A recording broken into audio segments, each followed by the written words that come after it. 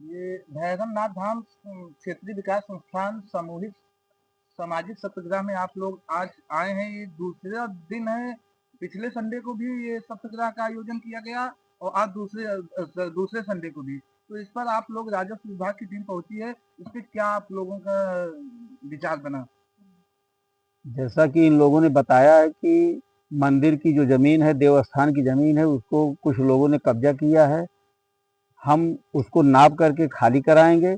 मंदिर एरिया जितना परिसर है, जितने भूमि देवस्थान के नाम अंकित है, उसकी पैमाइश करा करके निशादेही इन लोगों के सामने की जाएगी और इन लोगों का भी उसमें हम लोग सहयोग देंगे। तो किस दिन आप लोग अपनी राजस्व विभाग की टीम के साथ आएंगे, टीम गठित करके, और किस दिन नाप होगा इसका? इसके संबंध में हम अपने उच्च अधिकारियों से अनुमति लेकर के, आदेश लेकर के, और ये प्रयास करेंगे कि 29 तारीख रविवार को हम इसकी पैमाइश करा देंगे। बहुत बहुत धन्यवाद। सबसे प्रथम बार हम आपका नाम जानना चाहते हैं। राजकुमार शुक्ल। यहाँ भैरवनाथ धाम पर जो सामूहिक सत्याग्रह है, यहाँ एक कमेटी है जो जिस कमेटी के उपलक्ष्य में सत्याग्रह जारी है, उसमें आप किस पद पे कार्यरत हैं? अध्यक्ष हैं। अध्यक्ष हैं। तो ये जो सत्याग्रह लगातार जारी हो रहा है, चल रहा है, क्या कारण है इसका, वजह क्या है? देखिए, यहाँ कागज में हमारी जमीन जो है लगभग 8.5 बीघा दर्ज है, जबकि मौके पर बहुत कम मौजूद है। तो हम इसका सीमांकन हो जाए, यहाँ की तमाम सारी सरकारी योजनाएं आई हैं, उसका सदुपयोग हो सके, कहाँ क्या बनना है ये सब निश्चित किया जा सके, इसके लिए सत्याग्रह जारी है कि इसका सीमांकन किया जाए ताकि हम उसका उपयोग कर सकें।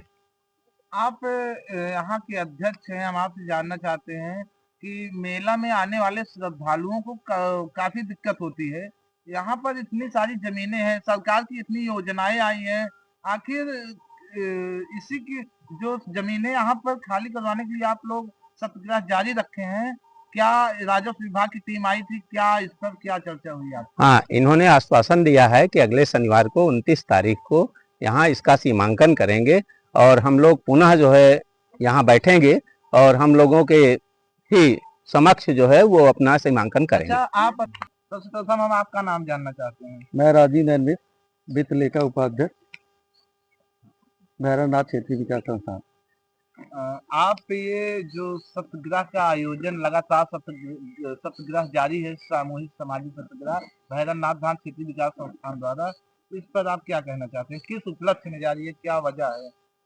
भैरवनाथ धाम की जमीन वर्तमान में जो दर्ज है, पहले तो उसको निकालने के लिए हम लोग प्रयासरत हैं।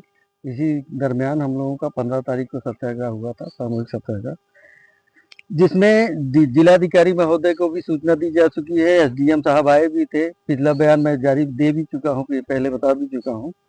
आज उसी कड़ी में राजस्व विभाग की टीम आई भी थी। उन्होंने काफ़ी कागज महासचिव समाज शेखर जी से कलेक्ट करके देखे भी हैं और उसमें उन्होंने निर्णय लिया कि हम 1 हफ्ते में इन कागजों को दुरुस्त करके, और सर्वप्रथम जो देवता की भूमि है, मेन चीज है भोलेनाथ की भूमि भोलेनाथ को वापस दो, देवता की भूमि देवता को वापस मिले, इसी उद्देश्य के साथ सत्याग्रह किया जा रहा है। जिस कड़ी में आज हम लोगों को थोड़ी बहुत सफलता मिली है, क्योंकि राजस्व विभाग टीम ने कह दिया है कि 1 हफ्ते के अंदर हम कागज सही करके अगले सत्याग्रह के तिथि 29 तारीख को हम यहाँ आके भूमि का पैमाइश करेंगे। ये हम लोगों की कामयाबी है और हम लोग चाहते हैं कि देवता की जितनी भी संपत्ति है वो निकल के बाहर आए और यहाँ का संपूर्ण विकास हो। यहाँ पे जितनी भी सरकारी योजनाएं आ रही हैं उसका पारदर्शिता के साथ कार्य कराया जाए, लोग भगवान को साक्षी मानकर कार्य करें। मेरी उम्मीद है निस्वार्थ भागीदारी निभाइए। समाज में बिना निहित स्वार्थ की भूमिका की कोई जगह नहीं होती है। समाज में निहित स्वार्थी लोगों का कोई अस्तित्व नहीं होता है। यहाँ पे निस्वार्थ भूमिका निभाने की जरूरत है। कोशिश करेंगे कि ये भैरवनाथ धाम मंदिर परिसर में कुल कितनी जमीनें हैं? भैरवनाथ धाम में अभी जो करंट वर्तमान में खाता दर्ज है उसमें 2 खाते दर्ज हैं, एक तो 493 ठा और एक 493 झामी। इन दोनों खातों को मिला के लगभग 7.25 बीघा जमीन या 8 बीघा आ रही है। उसके अलावा 10 बिस्सा तालाब के नाम से दर्ज है। ये सारी जमीनें पहले निकल के बाहर आ जाएं और तालाब हमारा सौंदर्यीकरण हो जाए। उसके बाद फिर हम प्राचीन समय में जो भी यहाँ पे जमीनें थी सरकारी सार्वजनिक संपत्ति, जैसे जिसमें तालाब था, नदी था और रास्ते थे, बंजर जमीन थी, वो भी निकल के आए, जिससे हमारा धाम पूर्ण रूप से विकसित हो जाए और सरकार की योजनाएं पूरी तरह से फलीभूत हो जाए। बहुत बहुत धन्यवाद।